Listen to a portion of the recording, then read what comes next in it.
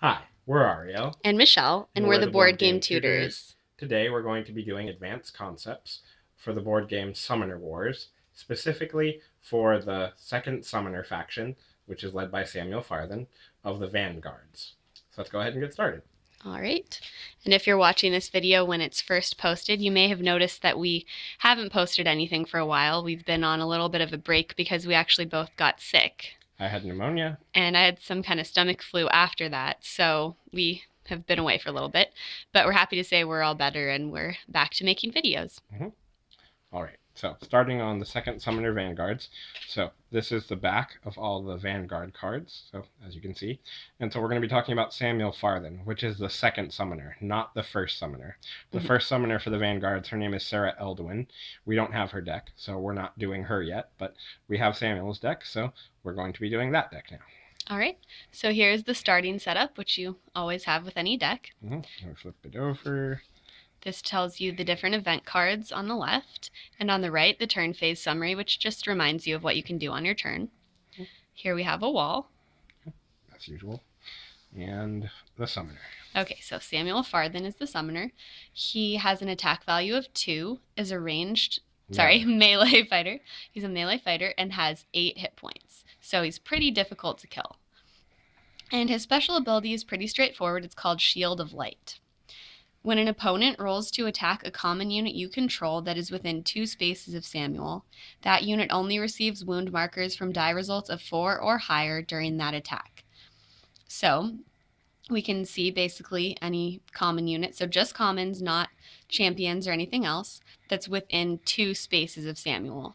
So that could be going this direction, 1, 2, in this direction, 1, 2, and it doesn't have to be a straight line. It can be like 1, 2. Basically, you just count 2 spaces in order to get there. So any of his commons that are within that range of him, they're going to be a little bit harder for your opponent to wound. And obviously you have to control them. And yeah, it's basically a diamond shape all around Samuel. So that is that. Okay, then we have the Warrior Angel. That's the first common unit that we're going to talk about.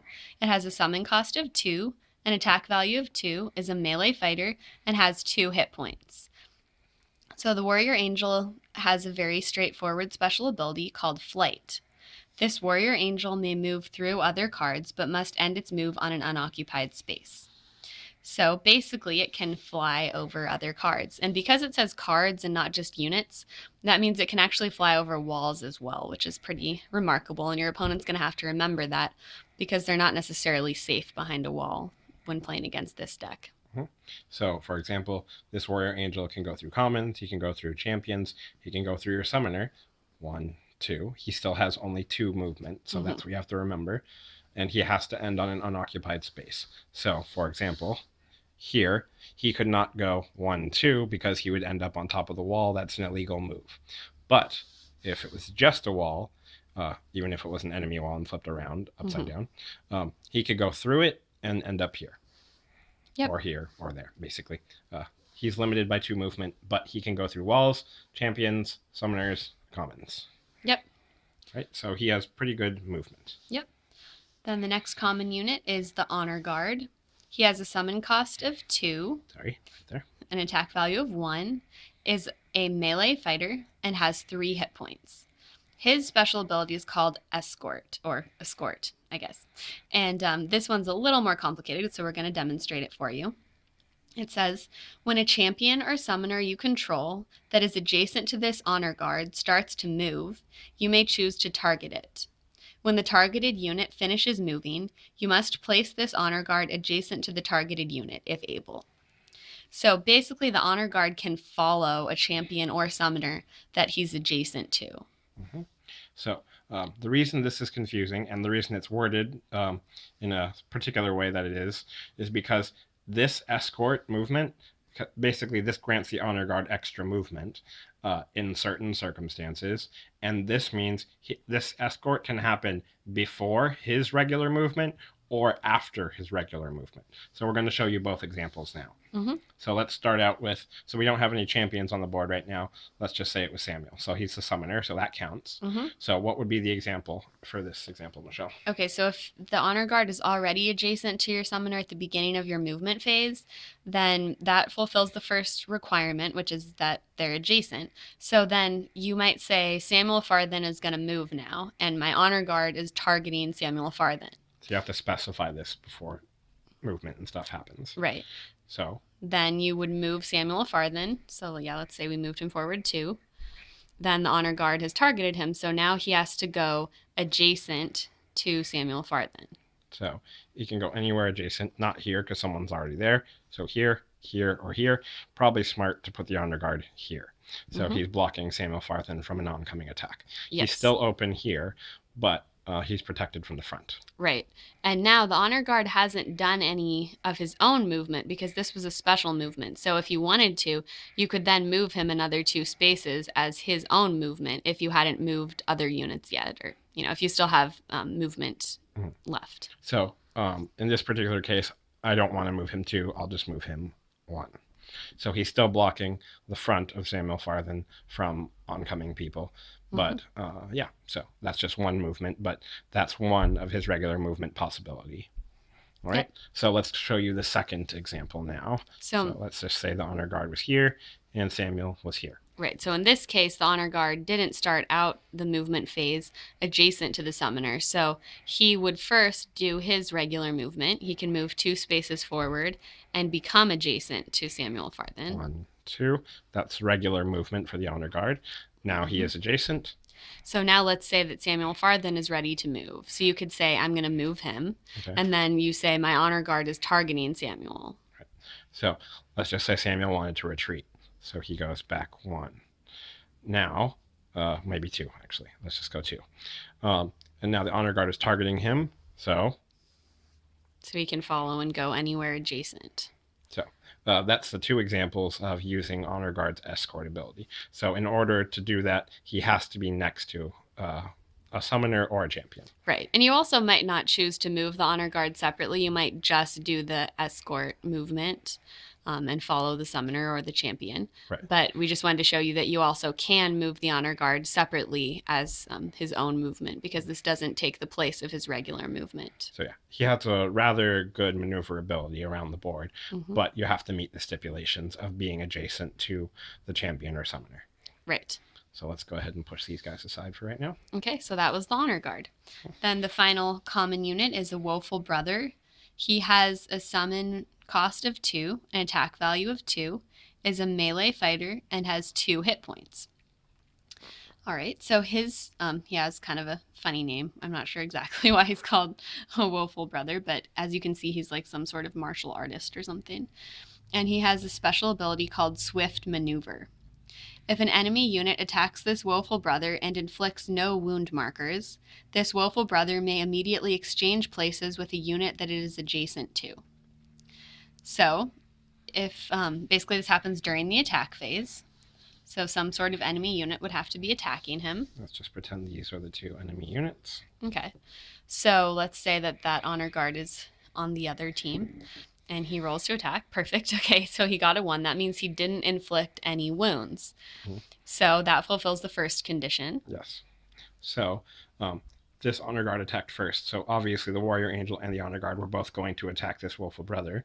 But the honor guard was unsuccessful. So, and obviously if he inflicts no wounds. So that's the important thing.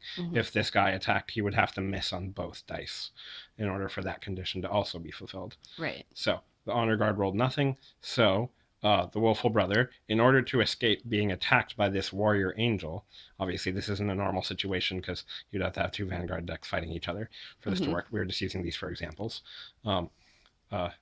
This Willful Brother would move forward, exchange places with the honor guard, and now this warrior angel can attack no one unless it wants to attack its own person.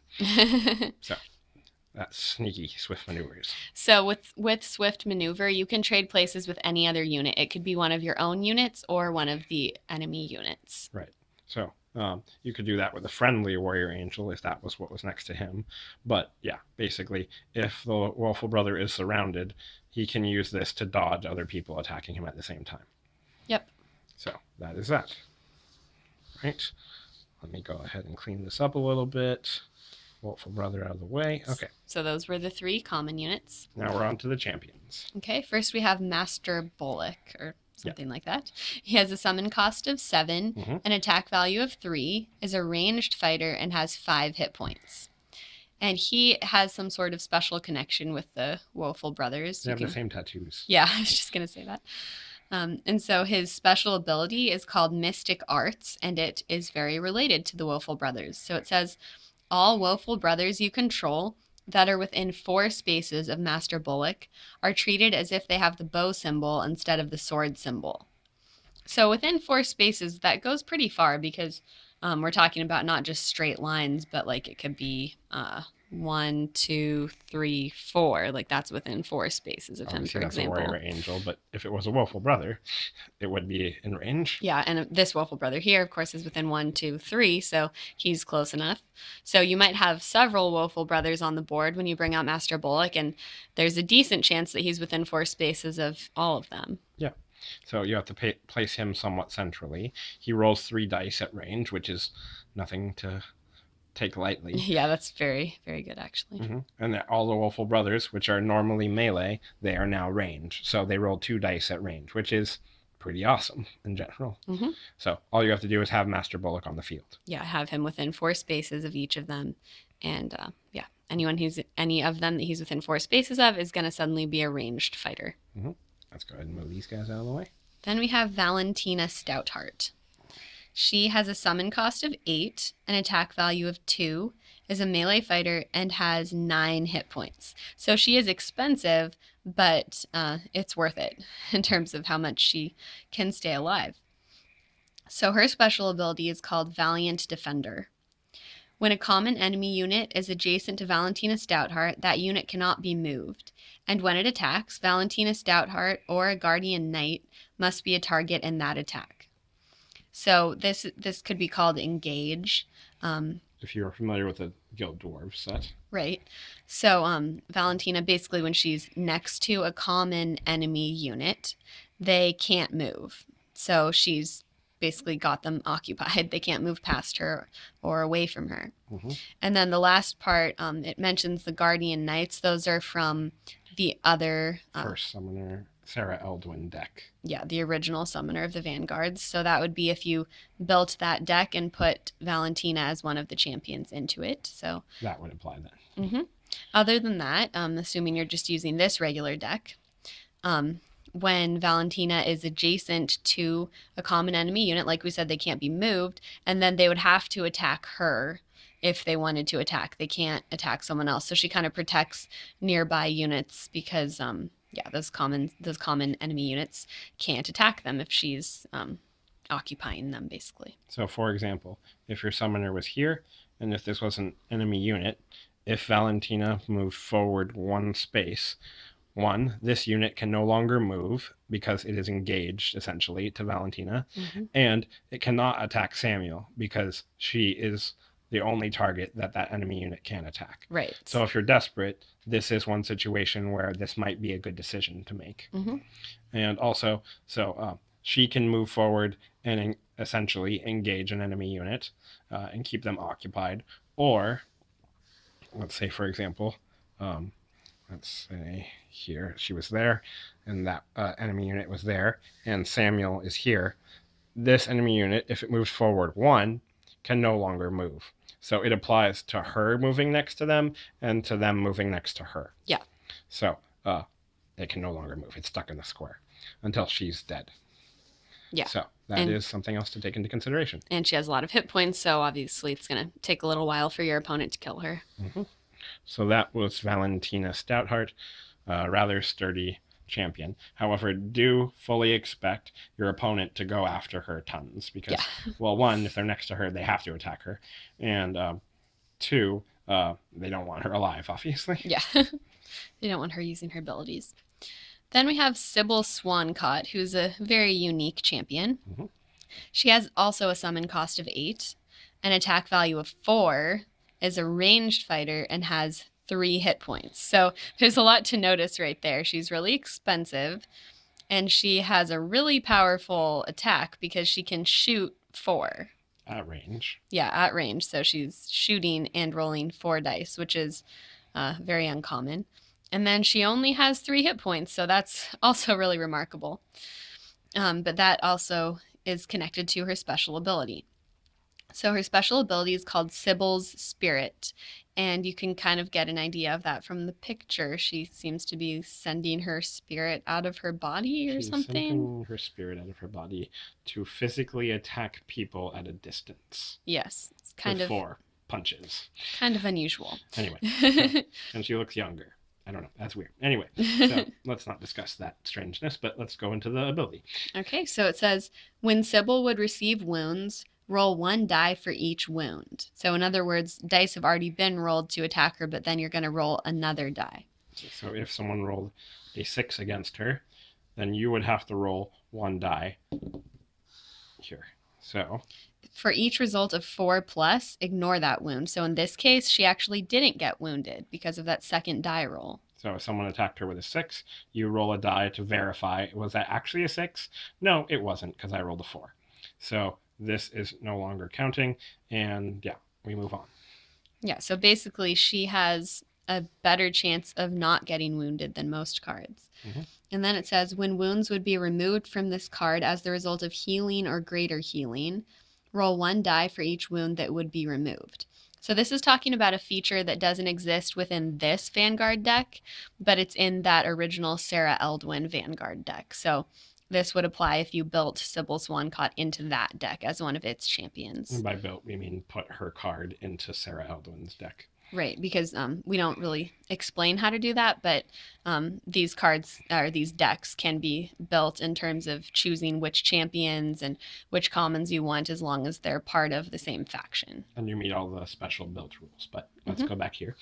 Okay, so for each result of 3 or lower, that wound remains on this card. So if you were using her in a deck that had healing abilities, she would be difficult to wound, but she would also be more difficult to heal. So if Sarah healed Sybil Swan, we don't know all the rules of this, obviously, because we haven't played with Sarah's deck yet. But if Sarah tried to heal Sybil, you roll a die. Okay, that's a 5. So 3 or lower, the wound would remain on this card. So let's say Sybil was wounded with 1 wound. Oops, not 3. She would be dead. Yeah. If she had 1 wound and Sarah tried to heal her, then you would roll the die. It's a 5. It's not a 1, 2, or 3, so this wound would successfully come off of her. But half of the time, it would not. Yep. Okay, so that's Sybil Swan.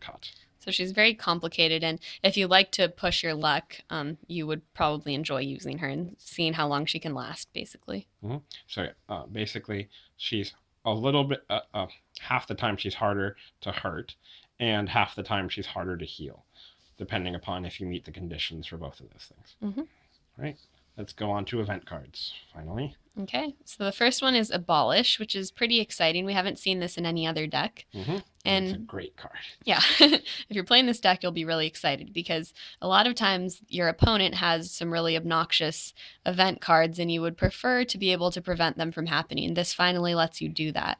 So Abolish says, instead of playing this card during your event phase, you may play this card when an opponent plays a non-wall event card during their event phase. That event card has no effect and is discarded. So it's really quite simple. If you have Abolish in your hand, then when your opponent plays an event card, you can just, during step 3, play event cards. Of your opponent's phase, obviously. Mm-hmm. You can just pull out your Abolish card and say, actually, I'm canceling that event card. And then your opponent has to discard that event card and nothing happens. Mm-hmm. For example, if you're playing against the Cave Goblins, oh, you're playing Goblin Invincibility, I abolish that move. Yeah. You are not invincible this turn. That would be a really good use of this card. And there's only 1 copy of Goblin Invincibility in the Cave Goblin deck, so your opponent will be very angry with you at that point. Yeah, and it also might be really exciting against the Benders because they have all kinds of obnoxious things they can do. Mm-hmm. And so there are 2 copies of Abolish in this deck. I know you wish there were more, but there is only 2. Yeah. So obviously, this depends on whether or not you have this card drawn when your opponent is playing their turn. So you have to keep that in mind. Yeah. So, yeah. All right. So that's Abolish. Pretty simple. Yep. Our favorite card. Unless you're playing against it, then you hate it. Yes, exactly. Okay, this is Divine Protection. Instead of playing this card during your event phase, you may play this card when a common unit you control would receive 1 or more wound markers. Spend 1 magic point to ignore all wound markers that unit just received. So this is another one that you have to keep at the ready in your hand once you get it, and be ready to use it because it won't be used during your event phase. It will be used when one of your common units is attacked. And it says when it would receive 1 or more wound markers, so that's talking about a single attack. So like if someone rolled 2 dice against your common unit and maybe they were both successful, you could play this card in order to ignore both of those wounds as long as they happened within the same attack of someone rolling 2 dice. So if someone rolled 2 dice against this Willful Brother and they were both successful, you can play Divine Protection out of your hand, spend 1 magic point from your magic pile. I don't currently have any, but if I had 1, you have to do Divine Protection plus 1 magic, put it in your discard. Then this would be negated. So the Willful Brother would not be dead. So that would be a really useful use of Divine Protection because obviously Willful Brothers can be pretty strong. And so obviously you want to protect them. If it's only 1 wound, it's a toss-up. Like, it's your choice whether or not you think that's worth it.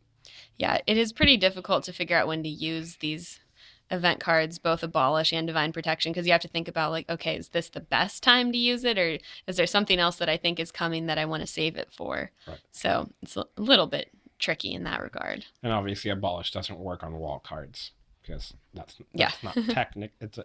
It's an event card, but it's not an event card. Yeah, and that card says non-wall event card. Yeah, so there are 2 copies of Divine Protection in this deck. Same as Abolish.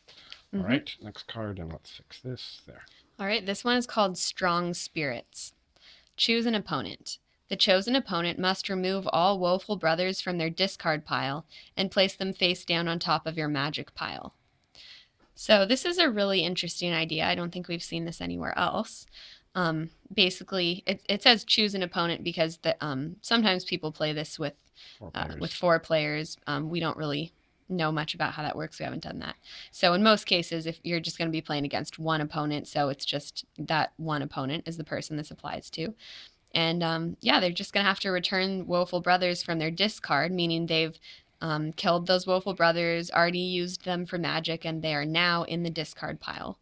Your opponent will just have to gather those Woeful Brothers from their discard pile and give them back to you for you to use as magic. So you can't summon them again. They just have to go into your magic pile. But that could be really helpful. Specifically for summoning a champion that's 8. Yeah. Yeah. Because you have expensive champions here. Yeah. So basically, the one thing that you want to keep in mind here is you could ask your opponent how many Woeful Brothers are in their discard pile, but I prefer just trying to keep track of that. So, well, obviously this card is not very useful if you don't summon very many Woeful Brothers onto the field. So either you just build this card for magic if you're not going for Woeful Brothers in this particular game that you're playing with the Samuel Farthen deck, or summon several Woeful Brothers onto the field in the hopes that, one, well, they're pretty good fighters, so they can kill people, as well as if they get killed, they'll get used for magic, they'll get put to discard, then you can use Strong Spirits. Right, and there are 2 Strong Spirits cards in the deck. So yeah, that's that. Okay. And the last event card, Transformation. So this one's pretty exciting. Until the beginning of your next turn, your summoner gains the following ability. Ultimate Shield of Light. Add 2 to this summoner's attack value. When an opponent rolls to attack a unit you control, that unit only receives wound markers from die results of 4 or higher during that attack. So basically there are a couple elements of this event card. Samuel's normal attack is 2, plus 2 is 4 dice. Yep, so his attack value becomes 4 until the beginning of your next turn, so basically during the coming attack phase. And then it says until the beginning of your next turn because the second part is about basically making your units harder to wound. So during your opponent's turn, when they're attacking your units, they're going to have to roll 4 or higher. And that applies to everyone. Yeah, all of your units anywhere on the board. So normally if they're within 2 spaces. And they're a common unit. Yeah, if they're common within 2 spaces of Samuel, then normally you have to roll. Your opponent has to roll 4 or higher. But with transformation, that applies to all your units anywhere on the board. So yeah, basically this was a shield of light, so light was radiating off of his glossy armor. But ultimate shield of light, which is what transformation gives you, basically the entire board is filled with light. Yes. And so, yeah, people are like, whoa, I missed you because I rolled a 3. And yeah, it applies to everyone. And also, there are 3 copies of transformation in your deck. And as you might have the question in your mind, these can stack. So if you played 2 transformation cards, you would add 2 and also add 2 to your summoner's attack value. So he wouldn't be a 2, he would be a 6. Right. So And obviously, you want to use transformation when you're going for a forward charge and trying to really smash into your opponent's lines and tear them apart. right. And of course, the protection of your units wouldn't stack because there's no way to increase that. Beyond 4. Right. So, yeah, but anyway, it helps all of your units that are on the board because it applies to champions now. So it's not just your commons within 2 spaces. Right. All right. So yeah, that was transformation. And those were all the cards in the Samuel Farthen Second Summoner Vanguard deck. We hope you guys enjoyed the content of our video. So sorry for the delay in getting this video out, but it was unavoidable, obviously. And we're glad to be back in business and back to making videos for all of you to enjoy. Please like, subscribe, share this video with everyone you know. Check us out on BoardGameGeek.com. Our username is the Board Game Tutors. That's one word, the Board Game Tutors. And yeah, we hope you guys enjoyed the content of this video. All right. Thanks so much for watching. We'll see you in the next video. All right, bye, everybody. Bye.